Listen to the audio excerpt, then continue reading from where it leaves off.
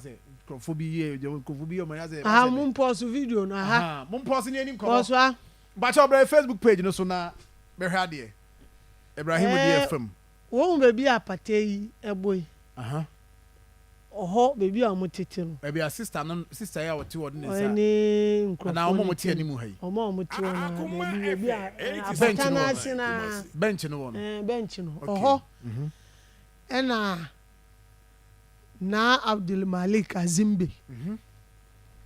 we traditional leader, we respected traditional leader. Asawase around 8 your last prayer, so say last prayers be 7:30 we fie ko didi kakra betina 7:30 wo kwa na ojim frama 8 abo 8:30 ocho be 8:40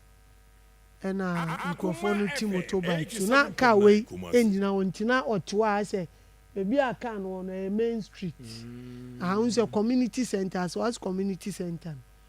sa street na eda hono nti no otia ejim frama ono nko a no otio say ni efie no na we kire na container ni fie ni bu okay nti no otio ejim frama ena be 8:40 nkofo edi moto vu omu dru ana omu bie ejano AK-47 papa nyeti omu shoot no baako multiple times in fact unse because ni community no amanfo t sound no na ade enhye dansan ebi mu piepie na omu be hwe de ekoso enti omu se amanfo pia na metal containers bi nso ewo ho em se video no ko eni ma beba ena chese broni be ka se sporadic shooting papa omu shuo mu to 20 ube kona metal containers na ono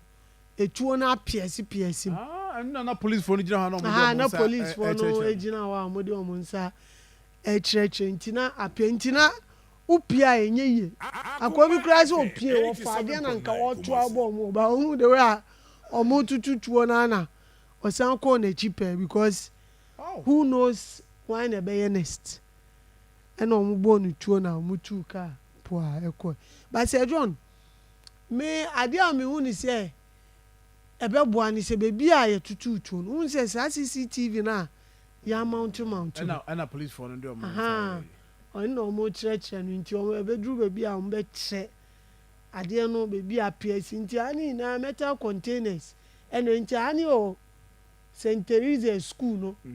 echi ne fence no na omo 87.9 Kumasi nti ena omo ko but na CCTV o ho nti amanfo gidi say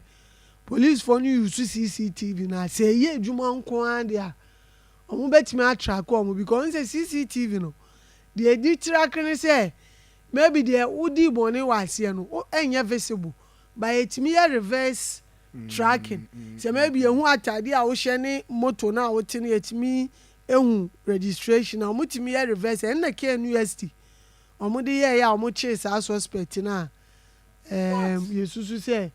oku ni girlfriend nti omo betimi aye reverse na edi enti enu ase John ekodru wono na ona ye hyehyehye unse o traditional leader no definitely owo drum a omudi nachi eno a very very influential man you to know dodo na nti esisa no mmabunu no dodo na na omubuofu in fact time na esi ai bo ni tuo no omu rush ni de no convention hospital because en na ben ba doctors no nso hwe ni condition no na ebro omo ahode nso ena omo se emfa ne nko konfa no chi enti omo wo kwan so omo ko konfa no chi no ena o free because omo dru konfa no chi na ye hwe na na esi o wu ya nsa na omo dru enti ena omo san de emu ne buy but police for e buy e beje because un say circumstance na of free mu no e was say autopsy ne di aka enti eno e kodru ono na aye hyehyehye mabu no guo but Ibrahim mami musa we say who can CCTV cameras ni ande one thing be preventive from preventive police for ma investigation difficult here how visible na ebia area no in terms of light and other things ɛhɔ nyɛ baabi ɛhɔ sum saa o da bi o nyɛ baabi a esum sa street light o okay ɛna meka say maybe baabi a udi bɔne no kura no maybe ɔno yɛntimi hu w'anim yie but sɛ cameras ne dɔɔso ɔmo timi reverse a na ɔmo kɔ ɔmo anim a na ada cameras na capture wa na yɛde ehu nti ɛno ɛkɔ ne hɔ ayɛ hyehyehye mmabunu no who say obi kun obi a ana obi free me in this circumstance no ma bebre obi o wa odwinsi obi na kunu enti want me mpanimfo no want me amamu ntem anka mu no ma da anhwe kura na obi akoye bibi a ensem fata enti no ana o se mpanimfo no ne o mo kasa Jesu they will be able to calm them down na commander we regional police commander oni ne nkrofo no since a incident ni si ye no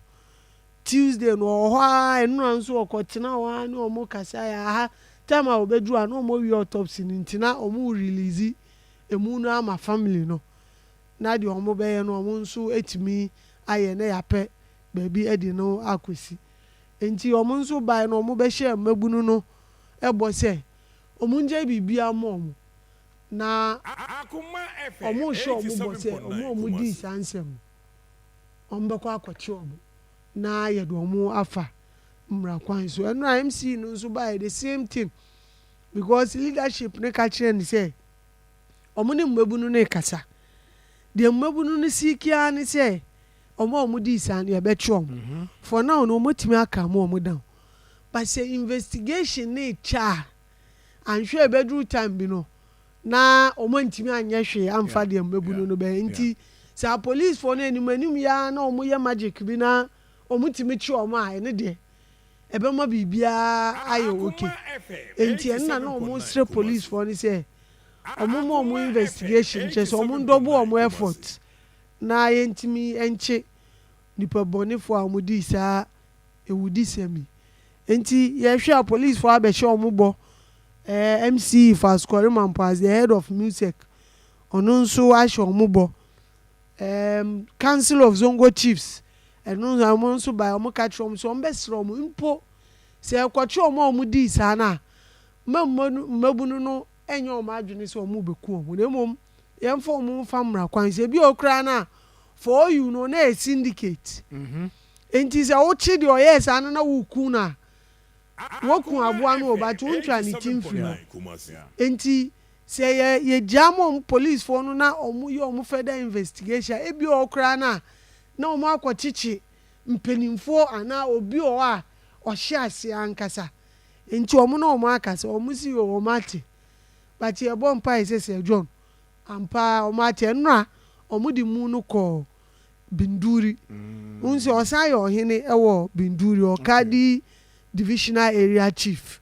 osaye ohene o enti nra na omo de omo si release omo de hye enti emfa omo ade emra enti e de chopper e de no ko a ye hwe se minim se nra no omo timi esie no se nenso na omo hwe se because as a Muslim de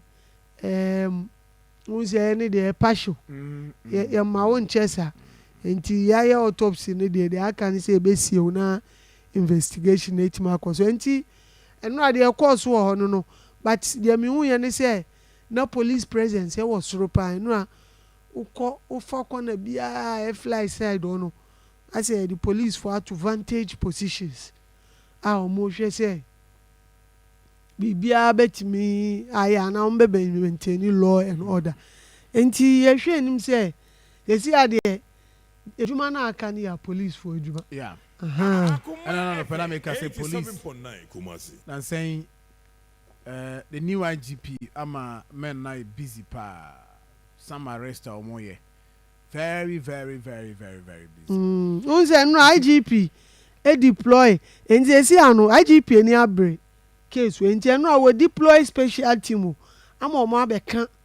omo ha no for investigation send the be ade no be fast